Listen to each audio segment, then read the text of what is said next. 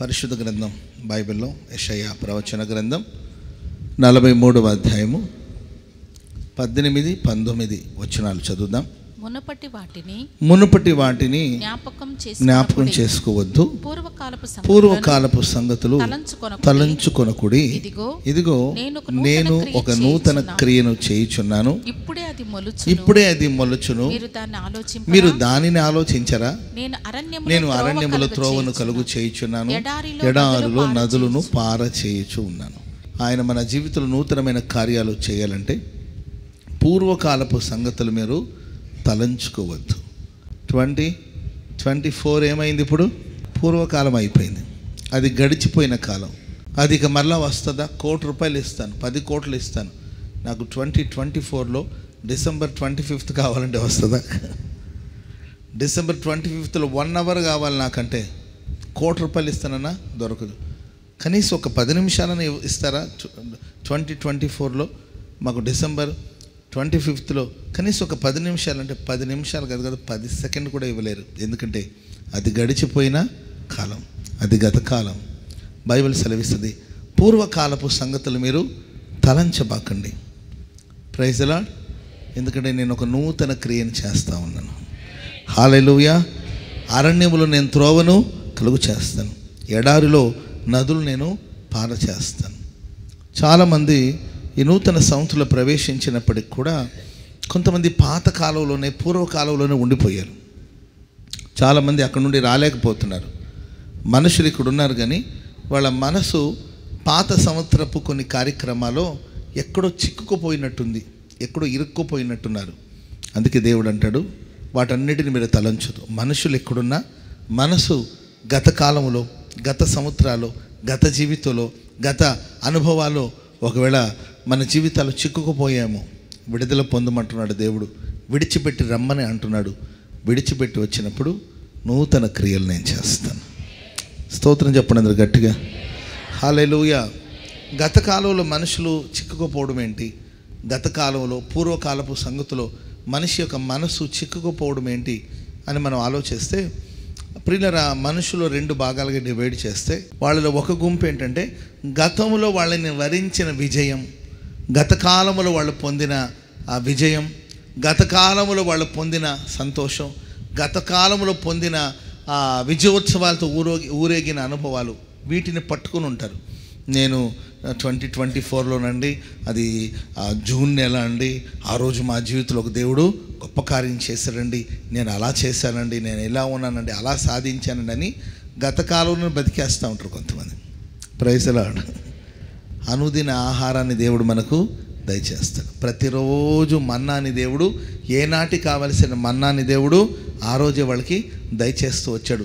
గత కాలంలో ఎప్పుడో పొందిన కృపను పట్టుకొని మనం ముందుకు వెళ్ళలేమండి. ఏనాటి కావలసిన కృప అనుదినము నూతనముగా దేవుడు తన కృపను మన కొరకు అనుగ్రహించాలి. హల్లెలూయా. చెప్పండి గట్టి, హల్లెలూయా. అమ్మాయి 3 నెలల క్రితం నువ్వు రసం పెట్టావు అమ్మాయి, ఏది చింతపండు చారు లాగా ఏదో చేసావు, మిరియాలు అవన్నీ వేసి రసం కాసావమ్మా, భలే ఉంది అమ్మాయి. ఏమనుకోకపోతే ఈరోజు కొంచెం నాకు ఏదో డైజెషన్ ప్రాబ్లం లాగా ఉంది, 3 నెలల క్రితం రసం పెట్టావు కదా, అది కొంచెం నాకు చేసి పెడతావని భర్త అడిగితే ఆమనింది, అయ్యా అలాంటి చారు ఎందుకు, ఆ చారే ఫ్రిడ్జ్లో ఉంది కదా, 3 నెలల క్రితం చేసి మిగిలిందని ఫ్రిడ్జ్లో పడేసిందంట. అలాగే ఉంది, అలాంటి చారు ఎందుకు, అదే చారు ఉంది కదని మళ్ళీ తీసుకొచ్చిందంట.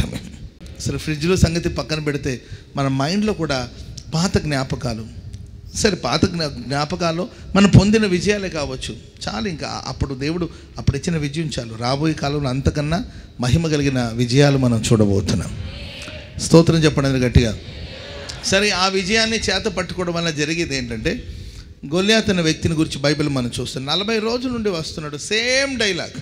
మీ వైపు నుండి ఒకటి రండి, నా వైపు నుండి నేను వస్తాను.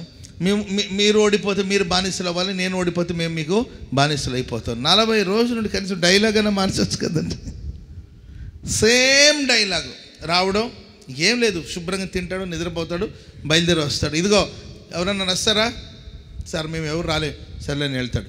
మళ్ళీ సాయంత్రం వస్తాడు, మళ్ళీ ఫ్రెష్ అయిపోయి, ఎవరన్నా ఉన్నారా, లేరుగా అని మళ్ళీ వెళ్తాడు. రొటీన్గా రెగ్యులర్గా ఈయన ఇదే డైలాగు, ఆ జనం పారిపోవడం, ఈయన డైలాగ్ వేయడం. ఈయన వెనకాల కూడా చాలామంది సర్దారులు ఉన్నారు. వాళ్ళందరూ సరే అన్నున్నాడుగా చూసుకుంటాడని ఇక మనకేం పనుందిలో మనం సరదాగా వెళ్ళి మందు దాకా వద్దామని చెప్పి వాళ్ళందరూ పోయారు. ఇటు రొటీన్గా ఒకటే డైలాగు, ఎవరైనా వస్తారంటే వాళ్ళు మేము రామని. ఇలా జరుగుతూ ఉన్నప్పుడు 40 days ఏదైనా ఒక సమయం అనేది ఉంటుంది. 40 days సేమ్ డైలాగ్. అంతలోపల దావీదు క్యారెక్టర్ని మనం చూస్తాం. స్తోత్రం చెప్పడం గట్టిగా. వాళ్ళందరూ మందు దాగి ముక్క తింటూ ఉన్నారండి. అంతలోపల చావు కబరు రానే వచ్చిందండి. ఏంటంటే దావీదు అనేవాడు వచ్చాడు, గొల్యాతు తలను తెగ నరికేశాడు. కనుక ప్రియమైన వాళ్ళారా, మన లైఫ్లో ఎప్పుడో జరిగి ఉంటుంది ఒక విజయం, ఏదో ఒకటి సాధించుంటావు, అక్కడే పట్టుకొని ఉండదు. ప్రభువా, నా జీవితంలో మరిన్ని నూతనమైన కార్యాలు ఈ నూతన సంవత్సరంలో జరుగునుగాక. Praise lord. ఒక అమ్మాయి ఒక అబ్బాయిని ప్రేమించిందంటండి. ప్రార్థనకు వచ్చే అమ్మాయి మందిరానికి తీసుకొచ్చి పాస్టర్లకు చెప్తారు, అయ్యా ఇట్లా ఈ పిల్ల ప్రేమలో పడిందంట అయ్యా, చెప్తే వింటలేదంటే అప్పుడు పాస్టర్ గారు కూర్చోబెట్టి, అమ్మా ఎందుకు ఇలా చేస్తావు, ఎన్ని చెప్పినా లేదండి నేను ఆయన ప్రేమిస్తున్నాను అట్లా అని చెప్తే అప్పుడు పాస్టర్ గారు అన్నారంట, ఏమా నీవు ఆయన ప్రేమించిన తర్వాత మంచిగా ప్రార్థన చేసుకుంటున్నావా? ఆయన ప్రేమలో పడిన తర్వాత బైబిల్ చదువుకుంటున్నావా? ఆయన ప్రేమలో పడిన తర్వాత మనసుకి ఏమైనా నెమ్మదిగా ఉంటుందా? నీకు ప్రేమలో పడిన తర్వాత స్పిరిచువల్ గ్రోత్ ఏమైనా ఉందా అని అడిగాడంట. అడిగేసరికి ఆ అమ్మాయి బోరని ఏడ్చేసిందంట. అన్నయ్య నిజమే అన్నయ్య, నేను లవ్ చేయకముందు మంచిగా రోజు మార్నింగ్ లేచి ప్రార్థన చేసుకునేదాన్ని, బైబిల్ చదువుకునేదాన్ని. కానీ లవ్లో పడినప్పటి నుండి తెల్లవారుజాము వరకు ఆయనతో ఫోన్లో మాట్లాడడమే సరిపోతుంది. ఇంతకుముందు తెల్లవారుజాము లేచి ప్రార్థన చేసేదాన్ని, ఇప్పుడు తెల్లవారుజాము పడుకుంటున్నాను. నిజమేనండి, నా జీవితం ఇలా అయిపోయింది, నేను ఇలా అయిపోవడానికి కారణం ప్రేమలో పడ్డమేనండి, తప్పు అయిపోయిందండి పాస్టర్ గారు అని మనసును మార్చుకుంటే పాస్టర్ గారికి చాలా సంతోషం అనిపించిందండి. Praise lord. ఇంకా పాస్టర్ గారు ఏమనుకున్నాను, మంచి టానిక్ ఒకటి దొరికింది, ఇంక ఏ అమ్మాయి ప్రేమలో పడినా ఈ డైలాగ్ వేస్తే సరిపోతుంది, దెబ్బకు వాళ్ళే మారిపోతారని అనుకున్నాడంట. ఒక 2 నెలల తర్వాత ఇంకొక అమ్మాయి ప్రేమలో పడి ఆ కేసు కూడా పాస్టర్ గారి దగ్గరికి వచ్చిందంట. అప్పుడు పాస్టర్ గారు ఆ అమ్మాయి కూడా సేమ్ డైలాగ్, ఆల్రెడీ ఒక టానిక్ ఉంది కదండి, ఆల్రెడీ ఒక డైలాగ్ ఉంది కదండి, ఈ డైలాగ్తో అమ్మాయిని మార్చేయచ్చని, అమ్మాయి నీవు ప్రేమలో పడ్డకాడ నుండి బైబిల్ చదువుతున్నావు, ప్రార్థన చేస్తున్నావు అంటే ఆ అమ్మాయినిదంట ఆ కుర్రోడు పక్కన కూర్చొని బైబిల్ చదువుతున్నాడు. ఆ అబ్బాయి కూడా సువార్త చెప్తున్నాను. అంటే ఇక్కడ పనిచేసిన డైలాగు అక్కడ పని చేయకపోవచ్చు, ఇక్కడ పనిచేసిన మాటలు అక్కడ పని చేయకపోవచ్చు. ఈ సమస్యకి ఇంకొక పరిష్కారం ప్రభు దగ్గర మనం వెతకాలి. ఆమె చెప్పినది గట్టిగా. ఎప్పుడో వండి పెట్టింది ఉంది, ఎప్పుడో సంపాదించింది ఉంది, ఎప్పుడో ఉన్న అనుభవాలు ఉన్నాయని మన అనుభవాల మీద కూడా మనం ఆధారపడకూడదు. శాంసన్ 3 సార్లు శాంసన్ శత్రులు వస్తున్నారు, ఫిలిష్తీయులు వస్తున్నారంటే లేచి విరజిమ్ముకొని లేచాడు.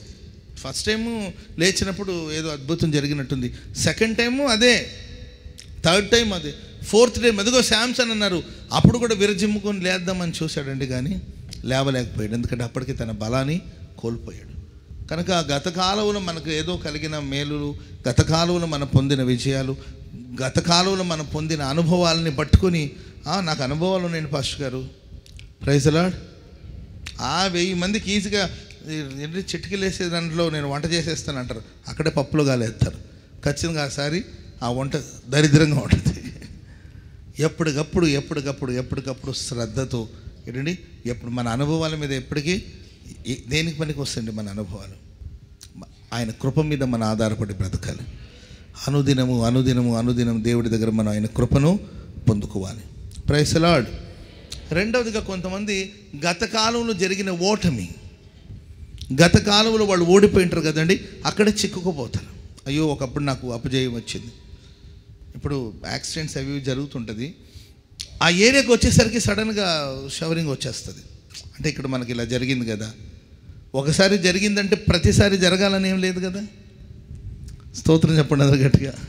ఒకసారి మనకు అక్కడ ఏదో ప్రమాదం జరిగింది, ఒక్కొక్కప్పుడు ఆ విషయంలో మనం ప్రమాదాలను ఎదుర్కొన్నాం, అట్లనే మరలా అలాగే జరుగుతుందని మనం ఎందుకు అనుకోవాలి? ఓటమి, ఏదో ఒక అపజయం, ఆ అపజయాన్ని పట్టుకొని కూర్చోకూడదు.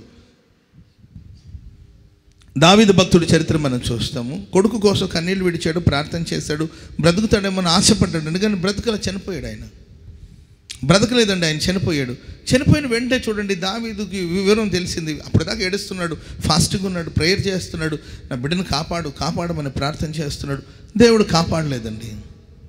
ఆ బాబుకి అంతవరకు ఆయుష్కాలం తీరిపోయింది. ఆ బాబు చనిపోయాడు. ఏంటి అని అడిగాడు. బాబు ఇక మనకు లేడు అని చెప్పారు. వెంటనే ఆయన లేచి స్నానం చేసుకొని దేవుని మందిరానికి వెళ్ళి ప్రార్థన చేసుకుని వచ్చి భోజనం వడ్డించండి అని చెప్పి భోజనం చేస్తే అందరూ ఆశ్చర్యపోయారు. ఏంటి వింత, ఏంటి విచిత్రం ఏంటండి? అప్పుడు దావీదు అంటాడు, నేను నా కుమారుడి దగ్గరికి వెళ్ళడమే తప్ప నా కుమారుడు నా దగ్గరికి తిరిగి రాలేడు. జరిగిపోయిన నష్టాన్ని గురించి ఆలోచించి దిగులు పడి దానివల్ల చేసేదే ఉంది. కాబట్టి గత కాలంలో మనకి ఏదేదో అపజయాలు జరిగి ఉండొచ్చు, మనం మోసపోయి ఉండొచ్చు. ఒకసారి మోసపోయామని ఇక జీవితకాలం అంతా మోసపోతుంటామని కాదు. ఎవడో ఒకడో ఇద్దరో మనకు మోసం చేస్తారని అందరిని నమ్మకుండా ఉంటామా? Praise the Lord. ఎవరికో మనకు ఒక 10 రూపాయలు ఇచ్చి ఉంటామండి, ఒక 10 రూపాయలు ఇచ్చి ఉంటాం, వాడు మనకు మోసం చేశాడు. అట్లని ఇంకెవరికైనా 10 రూపాయలు ఇచ్చేటప్పుడు మనం ఆలోచిస్తామా చెప్పండి? చాలామంది ఆడు మోసం చేసినంత మాత్రం వీళ్ళు కూడా మోసం చేస్తారా? వాళ్ళు అన్యాయం చేసినంత మాత్రం వీళ్ళు కూడా అన్యాయం చేస్తారా? అదొక అనుభవం అంతేక. ఆ అనుభవాన్ని ఇక్కడ అప్లై చేయకూడదు. కాబట్టి ప్రియమైన వాళ్ళారా, చక్కగా భోజనం తెప్పించుకున్నాడు, శుభ్రంగా భోజనం చేస్తాడు. ఎందుకంటే నేను నా కుమారుడి దగ్గరికి వెళ్ళాలి తప్ప నా కుమారుడు నా దగ్గరికి రాలేడు. Praise the Lord. చెప్పండి గట్టిగా హల్లెలూయా. మోషే ఒకప్పుడు ఐగుప్తు దేశంలో ఉన్నప్పుడు ఫరో రాజు అతనికి వ్యతిరేకంగా లేచాడు. పారిపోయి వచ్చి 40 సంవత్సరాలు అరణ్యములో సంచరిస్తూ ఆ తర్వాత ఆ కొండ మీద ఒక దర్శనం చూశాడు. అప్పుడు దేవుడు అంటాడు, మోషే నేను ఉన్నవాడును అనువాడును, నేను నిన్ను పంపిస్తున్నట్టు ప్రభువా, వాళ్ళు నా మాట వినరు. ఒకప్పుడు వినలేదు, ఇప్పుడు నేను నిన్ను పంపిస్తున్నాను కదా. Praise the lord.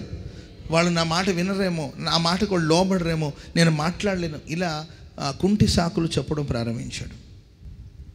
ఆ తర్వాత దేవుడు ధైర్యపరిచి ఎన్ని అద్భుతాలు చూపించినా, ఎన్ని మహత్కార్యాలు చూసినా ఇదే డైలాగ్, ప్రభు నేను వెళ్ళలేను, నా వల్ల కాదు, నేను చేయలేను, నా వల్ల కాదు, నన్ను వాళ్ళు నమ్మరేమో, వాళ్ళు ఇలా అంటారేమో, వాళ్ళు అలా అంటారేమో, ఇలా మనం ఎప్పుడు తప్పించుకోవడానికి ప్రయత్నిస్తామంటే గత కాలంలో జరిగిన చేదైన అనుభవాల్లో ఒకళ్ళు మనం చిక్కుకుపోయామేమో. ఈ ప్రశస్త రాత్రి ప్రభువా, పూర్వకాలపు సంగతులకి నేను తలంచుకున్నాను. అది విజయం కానీ ఓటమి కానీ, గత కాలంలో జరిగింది, అది క్లోజ్ అయిపోయింది. ఇప్పుడు ఒక నూతన కార్యాలు నా కన్నులారా నేను చూడాలి, ఒక నూతనమైన కార్యాలు నేను అనుభవించాలి, నూతనమైన మార్గాలు నేను నడిపించబడాలంటే పాత ఎన్ని మనం విడిచిపెట్టాలి. స్తోత్రం చెప్పండి అది గట్టిగా. అది విజయాలే కానీ అపజయాలే కానీ, అది జయోత్సవాలతో ఊరేగింది కావచ్చు, లేకపోతే అవమానాలే కావచ్చు. దాన్ని కొంతమంది ఎప్పుడో జరిగిన అవమానాలు తలంచి నన్ను ఇలా అన్నారు, నన్ను ఇలా అన్నారు, దాంట్లోనే మీరు ఉండిపోవద్దు, వదిలేయండి. అంతా క్రొత్తగా ముందుకు మనం సాగిపోవాలి. Praise the lord. స్తోత్రం చెప్పండి గట్టిగా హల్లెలూయా. సరే, ఇంకొక మాట కూడా చెప్తాను. కొరింథీయులకు రాసిన మొదటి పత్రిక 10వ అధ్యాయం 12వ వచనం చదవండి. తాను నిలుచుచున్నానని తలంచుకున్నవాడు పడిపోకుండానట్లు జాగ్రత్త పడాలి. ఇప్పుడు ఇలా రెండవదిగా మనం దేన్ని తలంచుకొనకూడదు అని అంటే, నేను నిలిచి ఉన్నాను, నేను నిలబడి ఉన్నానని తలస్తూ ఉంటారు కొంతమంది. బైబిల్ సెలవిస్తుంది, తాను నిలిచి ఉన్నాడని తలంచుకున్నవాడు పడిపోకుండా జాగ్రత్త పడాలి.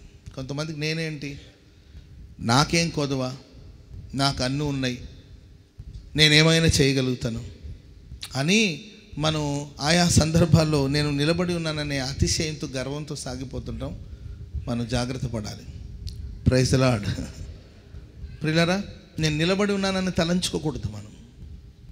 నేను నిలబడి ఉన్నాను కదా, నాకేం కొదవా అనే భ్రమలో మనం బ్రతకూడదండి. మనం పడిపోయే అవకాశం చెప్పలేం మనం. కనుక ప్రియులారా, కొంతమంది ఏమని తలస్తూ ఉంటారంటే, ఏంటండి, నేను నిలబడి ఉన్నాను, నాకేం డోకా లేదు, డబ్బు ఉంది, ఆస్తి ఉంది అని అతిశయంతో, నాకేంటి నేను సంపాదించుకున్న సామ్రాజ్యం అని నెబుకద్నెజర్ మనసులో గర్వించి అహంకారంతో ఊగిపోతూ ఉంటే, ప్రియులారా, దేవుడు అతను గడ్డి మేసేటట్లుగా, ఒక రాజు గడ్డిని మేయాల్సిన పరిస్థితి వచ్చింది. ఓ జంతువులాగా మారిపోయాడు, ఒక పశువులాగా మారిపోయాడు, తన దేహం పక్షిరాజు దేహంలాగా మారిపోయింది. ఆయన దేహం మీద ఏంటండి ఈకలు, రెక్కలు అవన్నీ వచ్చి ఒక జంతువులాగా మారిపోయి మంచుకు తడిచాడండి, ఎండకు ఎండాడు, ఒక పశువులాగా మారిపోయాడు.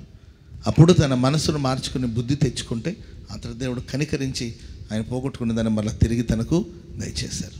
కాబట్టి నిలబడి ఉన్నాను, బాగున్నాను, నాకేంటి ప్రాబ్లం, ఎవడొస్తాడు, ఏడేం చేస్తాడని ఎక్కడ మనం అహంకారానికి గర్వానికి చోటు ఇవ్వకుండా అనుదినము కృప పొందుకుంటూ మనం ముందుకు సాగిపోవాలి. స్తోత్రం చెప్పండి గట్టిగా. పూర్వకాలపు సంగతులు మనం తలంచుకోకూడదు. రెండవదిగా ప్రియులారా, తాను నిలిచి ఉన్నాను, నేను నిలిచి ఉన్నాను, నేను బాగున్నాను అని కూడా ఎప్పుడన్నా ఎవరికి తెలుసండి? నేను హెల్తీగా ఉన్నాను, నాకేంటి? నేను తరచుగా ఈ మధ్య చెప్తున్నాను, అన్న ఒక ప్రాబ్లం అన్న అని అడిగితే, అన్న రేపు 7 అక్కడ ఉంటాను, 8 రేపు 7 o'clock అంతా అక్కడ ఉంటాను అని అన్నాడు. అన్న 100-150 మంది వస్తున్నారంట. 100 కాదు 1000 మంది రాని, నేను వచ్చి సమాధానం చెప్తాను, ఒక్కొక్కడికి ఇస్తాను సమాధానం, మీరేం కంగారు పడదు, 1000 మంది రాని సమాధానం చెప్తాడు అన్నాడు. సరే, మార్నింగ్ 6 అయింది, 7 అయింది, 8 అయింది, రాలా. ఎడడి మనమే ఫోన్ చేశానా, మరి 150 మంది వచ్చేసారు, సమాధానం చెప్పడానికి ఎవరు లేరు, మరి మీరు వస్తానన్నారు, మరి రాలేదంటానా అంటే ఆయన అంటాడు ఓపిక లేకుండా, అన్న అర్ధరాత్రి 60 విరోచనాలు అయింది, అర్ధరాత్రి 60 విరోచనాలు అయిందన్న, నిలబడలేకుండా పోతున్నాను అన్నయ్య. ఆజానుభావుడు అండి, బలవంతుడు, మీసాలు మెలేస్తాడు, మీసాల మీద నిమ్మకాయలు కూడా నిలబెడతాడు అనమాట. ఎంతమంది కన్నా సమాధానం చెప్తుంటే 60 విరోచనాలు అతను బలవంత ఆవిరయ్యేటట్లు గనుక ఎప్పుడైనా కానీ నేను నిలబడి ఉన్నాను, నాకేం కొదవలేదు, నాకేం ఇబ్బంది లేదు, నేను అలా ఇలా అని మనం అలాంటి కార్యక్రమాన్ని ఎప్పటికీ తలంచకూడదు. ఎప్పటికప్పుడు దేవా నన్ను పడిపోకుండా కాపాడండి, నీ కృపలో నన్ను నిలబెట్టండి, నీ దయలో నన్ను నిలబెట్టండి, నీ వాత్సల్యతను బట్టి నన్ను నిలబెట్టండి, నేను ఏమై ఉన్నానో అది నీ కృప ద్వారానే అయి ఉన్నాను. పౌలు గారు ఎంత అద్భుతంగా మాట్లాడతారంటే, నిజంగా పౌలు గారు జనరల్గా పోల్చి చూసుకున్నప్పుడు ఎవరికైనా అనిపిస్తుంది కదండి, పోల్చి చూసుకున్నప్పుడు నేను అపోస్తల కంటే తక్కువ ఏం కాదు, ఆ కాలంలో పుట్టినవాడు కావచ్చు, కానీ అపోస్తల కంటే నేను తక్కువనేం కాదు, అందరికంటే ఎక్కువగా ప్రయాసపడ్డాను అని ఒక మాట అన్నారు. Praise Lord. ఎవరి ప్రయాస వాళ్ళదేనండి, ఎవరికి ప్రయాస లేదు చెప్పండి. పౌలు గారు అంటారు, అందరితో పోల్చుకుంటే అందరికంటే ఎక్కువగా నేనే ప్రయాసపడ్డానని. వెంటనే ఆ మాటను అంతటితో ముగించుకుంటాం. ఆయనను ప్రయాసపడినది నేను కాను, నాకు తోడై ఉన్న దేవుని కృపే కృపే కృపే కృపే కృపే. చెప్పండి కూడా అందరూ గట్టిగా హల్లెలూయా చెప్పండి, గట్టిగా హల్లెలూయా. కనుక వీళ్ళ పూర్వకాలపు సంగతులు తలంచుకోకూడదు. రెండోదిగా నేను నిలబడి ఉన్నానని కూడా మనం తలంచరాదు. ఈరోజు నిలబడి ఉన్నాం, రేపు నిలబడాలంటే దానికి కావాల్సిన కృపదేవుడు దయచేయాలి. కనుక చాలామంది అతిశయానికి వెళ్ళి, గర్వానికి వెళ్ళి చాలా నష్టాలు. నేనేంటి పట్టపు రాణిని కదా, ఆయన పిలిస్తే నేను పోవాలని గర్వంగా బిహేవ్ చేసింది. ఆమె ఎప్పుడు ఎక్స్పెక్ట్ చేయలేదండి తన లైఫ్లో అలాంటి ఒక సంభవం. ఎందుకంటే దేశపు రాణి ఆమె, 127 సంస్థానాలకు ఆమె రాణి. రాజుగారు కబురు పంపించాడు, మా ఆయనే కదా, ఇప్పుడు కాదని చెప్పు, కుదరదని చెప్పని గర్వంగా మాట్లాడింది. సరే, ఆ టాపిక్ ఆ రాజనగరంలో అందరూ అన్ని సంస్థానాల నుండి వచ్చిన ప్రధానులు, అన్ని సంస్థల నుండి వచ్చిన వాళ్ళందరూ కూడా అక్కడ ఉన్నారండి. వాళ్ళ సముఖంలో రాణిగారిని రమ్మంటే రాను అని అన్నారండి. సరే, రాజు దయ చూపించిన సభలో ఉన్న వాళ్ళందరూ, ఏమండి రాజుగారండి, చక్రవర్తి గారు, నీ భార్య నీ మాట వినకపోతే ఇక మా ఇళ్లలో భార్యల మాట వింటారా? ఏదైనా సబ్జెక్ట్ వస్తే ముందు మీ రాజుగారికి చెప్పు, మీ చక్రవర్తి మాటే ఆయన భార్య వింట్లా, మేమేందయ్యా నీ మాట వినేదని అంటారు. బాబు, ఈ సమస్య ఇదొక చీడ, ఇంతటితో పోదు అని అంటే ఇప్పుడు ఏం చేయాలంటే చేసేదేం లేదు, ఆమెను సింహాసనాన్ని దించి విధేయత కలిగిన వాళ్ళని, వినయం కలిగిన వాళ్ళని తీసుకొచ్చి ఆ సింహాసనం మీద కూర్చుండబెట్టడం. ఎక్స్పెక్ట్ చేయలేదు ఆమె. కాబట్టి ఎప్పుడైనా కానీ మనకి ఏదున్నా, మనం ఏది కలిగి ఉన్నా, అది డబ్బైనా, హోదా అయినా, స్థితి అయినా, అధికారమైన, ఆరోగ్యమైన, నేను నిలబడి ఉన్నానని మురిసిపోవద్దు, నేను నిలబడి ఉన్నానని తలంచవద్దు. ఎప్పుడైనా త్రొట్టిల్లిపోవచ్చు. అందుకొరకే ఎప్పటికప్పుడు మనం పడిపోకుండా, దేవా నన్ను నిలబెట్టండి, నన్ను స్థిరపరచండి, దేవుని సహాయాన్ని అందుకొని మనం ముందుకు సాగిపోవాలి. మత్తయి సువార్త 3 మాట, మత్తయి సువార్త 6వ అధ్యాయం 7వ వచనం. మరియు మీరు ప్రార్థన చేసేటప్పుడు అన్ని జనుల వలె వ్యర్థమైన మాటలు ఉచ్చరించవద్దు. విస్తరించి మాటలాడుట వలన తమ మనవి వినబడునని వారు తలంచు. అన్ని జనులు ఏమనుకుంటారు? విస్తరించి మాట్లాడితే దేవుడు మనవిని వింటాడని అనుకుంటారు. అలా తలంచరాజు. ఆమెను చెప్పండి అందరు గట్టిగా. అంటే విస్తారమైన మాటలు ప్రార్థనలు. కొంతమంది ఇదిగో నాయన ప్రభువా తండ్రి స్తోత్రం, ఇదిగో నాయన అంటే మనం ఎవరిని విమర్శించడం కాదు కానండి, విస్తారమైన మాటలు ప్రార్థనలు ఉండాలేమో, అందంగా మాట్లాడాలేమో అవసరం లేదు. కొంతమంది అందంగా మాట్లాడాలి, రైమింగ్గా మాట్లాడాలని, ఏంటి పదాల కూర్పు బాగుండాలని, అదొక కవితలాగా ఉండాలని, ప్రైజ్లా ఒక కవితలాగా ఉండాలని, అది మధురంగా ఉండాలని రకరకాలుగా అనుకుంటుంటారు. అందము ఏంటంటే అవన్నీ అవసరం లేదు. విస్తారముగా మాట్లాడితే ఒక అల్లికలాగా మనం దేవునికి మాటలు చెప్తే వింటాడేమో అనుకోవడం అది పొరపాటే అవుతుందండి. విరిగి నలిగిన హృదయంతో చేసే చిన్న ప్రార్థన కూడా ఘనమైన కార్యాలు జరిగిస్తుంది. చెప్పకూడదు మొదలు గట్టిగా. అన్నీ జనం అనుకుంటే విస్తారమైన మాటలతో ప్రార్థన చేస్తే దేవుడు వింటాడని. గంటలు కూర్చొని మనం ఆపకుండా మాట్లాడుతుంటే, లేకపోతే అరిసెరిసి మాట్లాడుతుంటే, గట్టిగా కేకలేస్తుంటే దేవుడు వింటాడు అనుకోవడం అనేది అవివేకం. అన్ని జనులు అనుకుంటారు. అందుకోసమే వాళ్ళు ఏం చేస్తారు? దేవుడు వినాలని కర్మేలు పర్వతం మీద ఒకవైపున అన్ని జనులు, మరొక వైపున ఏలియా ప్రవక్త. అన్ని జనులు వాళ్ళ దేవుణ్ణి అగ్ని రూపంగా దించాలి, బలిపీఠం మీద కానీ బలి నర్పించి వింత పనులను చేశారు. చివరికి కత్తి తీసుకొని వాళ్ళ దేహాన్ని గాయపరుచుకుంటున్నారు, రక్తాన్ని కారుస్తూ ఉన్నారు. దేవుడా దిగిరా, మమ్మల్ని గణపరచు అని చెప్పి వాళ్ళ దేహాన్ని వాళ్ళు గాయపరుచుకొని సాయంకాలం వరకు నైవేద్యం అర్పించే సమయంత వరకు ఉదయం నుండి గందరగోళం చేశారు. ప్రయోజనం లేకుండా పోయింది. కానీ ఏలియా చేసిన చిన్న ప్రార్థన, దేవా నీవు దేవుడవు, నేను నీ సేవకుడని ఇక్కడ ఉన్న వాళ్ళందరూ తెలుసుకునేటట్లు దిగిరమ్మని ప్రార్థన చేసుకుంటే దహించు అగ్నిగా దేవుడు దిగి వచ్చాడు. చెప్పలు కొడుతూ మొదలు గట్టిగా హల్లెలూయా. కాబట్టి మనం ప్రార్థన చేసేటప్పుడు ఇలా ప్రార్థన చేస్తే వింటాడేమో, అలా ప్రార్థన చేస్తే విస్తారమైన మాటలు దోషం ఉండగా మానదని బైబిల్. విస్తారమైన మాటలు చెప్పాలని అవసరం లేదండి. నీ ప్రార్థనలో విరిగి నలిగిన హృదయం ఉండాలి. నీ ప్రార్థనలో యథార్థత ఉండాలండి. యథార్థవంతుల ప్రార్థన దేవునికి ప్రీతికరమైంది. సో యథార్థమైన ప్రార్థన, విరిగి నలిగిన హృదయంతో ప్రార్థనలు చేయాలి తప్ప ఏదో పదాలు ఈ పదాలకు ఆ పదాలకు ఏదో కనెక్షన్ ఉండాలని ఏంటంటే అలా పదాలని అల్లి కవిత రూపంగా దేవునికి మనం మాట్లాడాల్సిన అవసరం లేదు. విరిగిన అన్ని జనులు అనుకుంటారంట విస్తారమైన మాటలతో మనవి చేసుకుంటే దేవుడు వింటాడని వాళ్ళు తలంచుకుంటారు. మనం తలంచకూడదు. చివరి మాట చెప్పి ముగిస్తాను. ఫిలిప్పీయులకు రాసిన పత్రిక 3వ అధ్యాయము 13వ వచనం. సహోదరులారా, ఇదివరకే నేను పట్టుకొని ఉన్నానని తలంచుకొనట్లేదు. అయితే ఒకటి చేయుచున్నాను, వెనకున్న వాటిని మరచి ముందున్న వాటి కొరకు వేగిరపడుచు క్రీస్తు యేసునందు ఉన్నతమైన పిలుపును కలుగు బహుమానమును పొందవలని గురి ఎద్దుకు పరిగెత్తుచూ ఉన్నాను. స్తోత్రం చెప్పండి అది గట్టిగా. ఇప్పటికే సాధించేసానని నేనేమీ అనుకోవట్లేదు, అంత సాధించేశాను. ఆ మధ్య ఒక కుర్రోడు సూసైడ్ చేసుకున్నాడు. చిన్న కుర్రోడు, 35 years ఉంటుంది. సో 35 yearsకి సూసైడ్ చేసుకున్నాడండి. సో సూసైడ్ చేసుకున్నప్పుడు ఏదో సూసైడ్ నోట్ రాస్తారు కదండి, లెటర్ ఏదో రాస్తారు కదండి. సో ఆయన సూసైడ్ చేసుకున్న టైంకి అది మెయిల్లో అందరికి వెళ్ళి మ్యాటర్ ఏంటో మెయిల్లో వెళ్ళి చేరాలని అట్లా ప్లాన్ చేసుకుని సూసైడ్ చేసుకున్నాడు. వాళ్ళ ఫ్యామిలీ మెంబర్స్కి, ఫ్రెండ్స్కి అంత ఒక మెయిల్ వెళ్ళిందండి. ఆ మెయిల్లో ఏమని రాశాడు అని అంటే, ఆయన అనుకున్నాడంట, ఆయన తన జీవితపు గమ్యం గురి ఏంటో ఆయన అనుకున్నాడు. ఏంటి జీవితపు గమ్యం గురి ఏంటంటే, మంచి ఉద్యోగం సంపాదించాలి, నెలకు 1 లక్ష రూపాయలు సంపాదించాలి, ఆ తర్వాత ఒక మంచి ఇల్లు కట్టుకోవాలి, ఒక మంచి బండి కొనాలి అని అనుకున్నాడంట.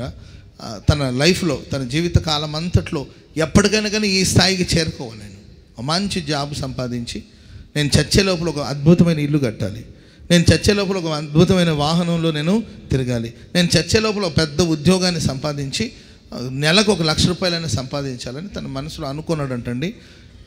అది ఎప్పుడో 50 సంవత్సరాలకు 60 సంవత్సరాలకు రీచ్ అవ్వాలనుకున్నాడు. అది 35 yearsకి నెరవేరిపోయింది ఆ కళ. ఆయన అనుకున్న కళ నెరవేరిపోయింది. పెద్ద ఇల్లు కట్టుకున్నాడు, మంచి కారు కొనుక్కున్నాడు, మంచి జీతాలు వచ్చే ఉద్యోగాన్ని కూడా సంపాదించుకున్నాడు. సంపాదించుకున్న తర్వాత ఇంకేం చేయాలి, వాట్ నెక్స్ట్ అనుకున్నదంతా అయిపోయింది. ఇంకేం చేయాలో ఆయనకు అర్థం కావట్లా. లైఫ్ బోర్ కొట్టింది ఆయనకి. ఇల్లు కట్టేశాడు, కారు కొనేసాడు, ఇంకా చేసేదానికి ఏమి లేదు. అందుకొరకు ఆయన అన్నాడు, నాకు ఈ లైఫ్ బోరు కొడుతుంది, ఎందుకంటే నేను అనుకున్న దాన్ని సాధించేశాను. సో కాబట్టి ఇంక నేను ఎందుకోసం బతకాలి, అందుకు నేను చనిపోవాలనుకుంటున్నాను. సూసైడ్ చేసుకుని వాళ్ళకి ఒక మెయిల్లో ఆ వివరాలు రాసేసి చనిపోయాడు, ప్రాణాలు కోల్పోయాడు. పౌలు గారు అంటారు, నేను ఇదివరకే పట్టుకొని ఉన్నానని తలంచుకోవట్లేదు, వెనుకున్న వాటిని మరచి ముందున్న వాటి కొరకు వేగిరపడచ్చు, బహుమానమును పొందవలని గురి యొద్దకే నేను పరిగెత్తుచూ ఉన్నాను. చెప్పండి కూడా దేవునికి స్తోత్రం చెప్పండి. గట్టి గట్టి గట్టి గట్టి గట్టి గట్టి హల్లెలూయా. వెనుకున్న వాటిని విడిచిపెట్టి వెళ్ళిపోతూ ఉండాలి అంతే. ఆమె ఫలించామా మంచిది, ఫలం లేదా సరే నెక్స్ట్ ఫలించడానికి ముందుకు వెళ్ళిపోదాం. ఆమె మేము సేవిస్తున్న మా దేవుడు ఈ మండుచున్న అగ్నిగుండు నుండి మమ్మల్ని తప్పిస్తాడు. తప్పించకపోయినా మాకు చింత లేదు. ఆమె చెప్పడం గట్టిగా. రక్షిస్తే దేవుని మహిమ కొరకు జీవిస్తావు. నా మటుకైతే బ్రతుకుట క్రీస్తే, చావైతే లాభమే, అంతే. ఇలాగే ఉండాలి అలాగే ఉండాలి అని ఒక నిర్ధారణ తీసుకొని ఒక తీర్మానం చేసుకొని ఆ ప్రకారం కాదు. దేవుడు మమ్మల్ని ఎలా ఎలా ఎలా ఎలా నడిపిస్తాడో అలా అలా అలా అలా సాగిపోయి దేవుని ఉన్నతమైన పిలుపుకు తగిన బహుమానమును పొందవాలని గురి యొద్దకే వెళ్ళిపోతున్నాం, అంతేకా. మా గురి ప్రభువే, మా బహుమానం ప్రభువే, మా గురి పరలోకమే, మా గురి నిత్యత్వమే. ఆ గురి యొద్దకు మేము ప్రయాణం చేసి వెళతా ఉన్నాం. హల్లెలూయా. ఈ మార్గంలో ఎన్నో ఓటమి రావచ్చు, ఎన్నో అపజయాలు రావచ్చు, ఎన్నో సమస్యలు రావచ్చు, ఎన్నో శ్రమలు రావచ్చు. ఏ శ్రమలను పట్టుకుని, ఏ అవమానాలను పట్టుకుని మేము నిలిచిపోం. వెనకున్న వాటిని విడిచిపెడతా ఉంటాం, వెనకున్న వాటిని మర్చిపోతుంటాం, ముందున్న వాటి కొరకు ఎగిరిపడుతుంటాం. బైబిల్లో మనం రాహేలు చరిత్ర చూస్తామండి. ఆమె వెనుకున్న వాటిని విడిచిపెట్టలేకపోయింది. వాటిని పట్టుకొని విగ్రహాన్ని తీసుకొచ్చి తన గుడారంలో ఉంచింది. తన తండ్రి ఇంటిని, తన తండ్రి ఇంటి యొక్క గృహదేవతలను విడిచి రాలేదని తీసుకొచ్చింది అనమాట. ఆమె గమ్యం వరకు చేరలేకపోయింది. లోతు భార్య పేరుకి ఆమె ఆ సొదొమ గొమొర పట్టణాన్ని విడిచిపెట్టి వచ్చింది కానండి, తన మైండ్ అంతా సొదొమ గొమొరలో ఉండిపోయింది. మంచి తల్లి, చాలా మంచి తల్లి అండి. ఎందుకంటే పాడైపోయిన ఆ ప్రపంచంలో, పాడైపోయిన ఆ మనుషుల మధ్యలో తన ఇద్దరు ఆడపిల్లల్ని ఆమె జాగ్రత్తగా కాపాడిందంటే గ్రేటే కాదండి. హల్లెలూయా. మంచి సమాజంలోనే మన పిల్లలు మనం కాపాడలేకపోతున్నాం. అలాంటిది ఒక పాడైపోయిన సమాజంలో, కుళ్ళిపోయిన సమాజంలో ఊరంతా ఊరే పాడైపోయిందండి.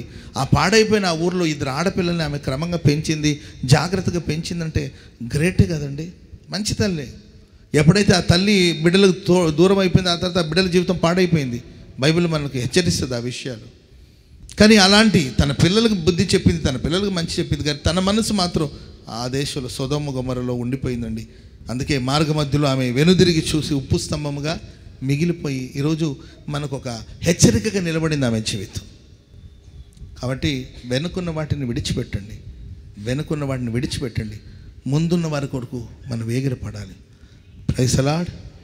యుద్ధ భూమిలో యుద్ధం జరుగుతూ ఉన్నప్పుడు, మిలిటరీలో యుద్ధం జరుగుతూ ఉన్నప్పుడు అవతల వ్యక్తి కాల్పులు జరుపుతూ ఉంటాడు, యువతల వీళ్ళు కాల్పులు జరుపుతూ ఉంటారు. జరుగుతున్నప్పుడు మన ప్రక్కన ఎవరైనా చనిపోయారు అనుకోండి, మన ఫ్రెండ్ కావచ్చు, ఎవరైనా చనిపోయి ఉంటాడు, ఇతని గురించి మనం పట్టించుకుంటే నెక్స్ట్ వచ్చే ఆ బుల్లెట్ వచ్చి మనకి తగులుతుంది. అందుకొరకే మన ప్రియమైన వాళ్ళు మరణించినా కూడా వాళ్ళని విడిచిపెట్టి వెనుకున్న వాటిని విడిచి ముందున్న వాటి కొరకు మనం వేగిరపడుతూ, ఇదొక యుద్ధ భూమి. ఎవరి కోసం ఎవరు ఆగిపోకూడదండి, ముందుకు సాగిపోతూనే ఉండాలండి. తప్పక సియోన్లో మన ప్రభుని కలుసుకోవాలి. అదే మన గురి, అదే మన గమ్యం. స్తోత్రం చెప్పండి అందరు గట్టిగా. చెప్పండి గట్టిగా హల్లెలూయా. చెప్పండి గట్టిగా హల్లెలూయా. కనుక నేను గెలిచేసాను అయిపోయింది అని అనుకోకూడదు. దేవుడు ఇప్పటికే మనల్ని ఎంతో ఆశీర్వదించాడు, మన సంస్థను ఆశీర్వదించాడు, ఎన్నో మందిరాలను దేవుడు మనకిచ్చాడు, సేవ విస్తరించబడింది. అయినా మనం ఆగిపోవట్లా. ఇంకా ఆత్మల్ని రక్షించాలి, ఇంకా ఆత్మలకు సువార్త చెప్పాలి. Praise the Lord. ఈ స్థలం మనకి ఇంకా ఇరుకుగా ఉంది, ఇరుకులేని విశాల స్థలంలోనికి వెళ్ళాలి. రాబోయే కాలంలో ఇంకా ప్రభు కోసం ఎన్నెన్నో బలమైన కార్యాలు చేయాలి, సాహసమైన కార్యాలు చేయాలని ముందుకు సాగిపోతూ ఉండాలి. హల్లెలూయా. ఇంత మట్టుకు చాలంటే ఇక ముందు సాగడానికి ఏమి ఉండదు. ఇంత మట్టుకు చాలు. ఏలియా ప్రార్థన ఏమంటే ఇంత మట్టుకు చాలు. యెహోవా నా పితరుల కంటే నేను ఎక్కువ వాడను కాదు, ఇంత మట్టుకు చాలు నా ప్రాణం తీసి. ఇంత మట్టుకు చాలు అంటే నెక్స్ట్ ఇంకా ప్రాణం తీసేసుకోమండి. చాలు అనుకున్నాం అనుకోండి, ఇక ప్రాణాలు పోవడమే. కనుక నేను చావను, నేను సజీవుడై ఉండి నీ నామాన్ని కీర్తిస్తాను, నీ నామాన్ని ప్రకటిస్తాను. నా చివరి శ్వాస వరకు నీ నామాన్ని ప్రకటిస్తాను. ఆగిపోయేది లేదు. ఈ పరుగులో ఆగిపోయే అనుభవం ఉండదండి. గురి యొద్దకి నేను పరిగెత్తుతున్నాను. ఒకరోజు దేవుడు నాకు బహుమానాన్ని దయచేస్తాడు. హల్లెలూయా. 4 విషయాలు చెప్పానండి మీకు. ఒకటి, పూర్వకాలపు సంగతులు మనం జరిగిపోయింది వదిలేసండి. రెండవదిగా ప్రియులారా, నేను నిలిచి ఉన్నానని తలంచరాదు. మనం నిలబడాలంటే ఆయన కృప ద్వారా నిలబడాలి. అనుదినం దానికి కావలసిన కృపను దేవుడు దయచేయండి. ప్రార్థన చేసేటప్పుడు కూడా విస్తారమైన మాటలు చెప్తే దేవుడు వింటాడనుకోవడం పొరపాటు. వినయ భావంతో తగ్గించుకొని విరిగి నలిగిన హృదయంతో చేసిన చిన్న ప్రార్థన గొప్ప కార్యాలు జరిగిస్తుంది. 4వదిగా ప్రియులారా, ఇదివరకు నేను పట్టుకొని ఉన్నాను, నేను సాధించేశాను, నేను క్లిక్ అయిపోయాను, నేను సాధించేశాను, నేను స్థిరపడిపోయానని కూడా మనం అనుకోకూడదండి. వెనుకున్న వాటిని విడిచిపెట్టి ముందున్న వారి కొడుతూ వేగిరపడుచు ఉన్నతమైన పిలుపుకు కలుగు బహుమానమును పొందవాలని గురి యొద్దకు మనం సాగిపోదాం. 2025ని మనం ఇప్పుడే స్టార్ట్ చేసి మనం చేయవలసిన ప్రయాణం, సుదూర ప్రయాణం మనం చేయాలి. మరి ఈ 360 రోజులు మనం అద్భుతంగా సాగిపోయి సంవత్సరాకర్లకు గమ్యాన్ని మనం చేరుకోవాలండి. దైవాశీర్వాదాలు మన పాత్రలుగా మారాలి. ఈ మాటలన్నిటిని దేవుడు మన వినికిడిలో స్థిరపరిచి ఆశీర్వదించుగాక.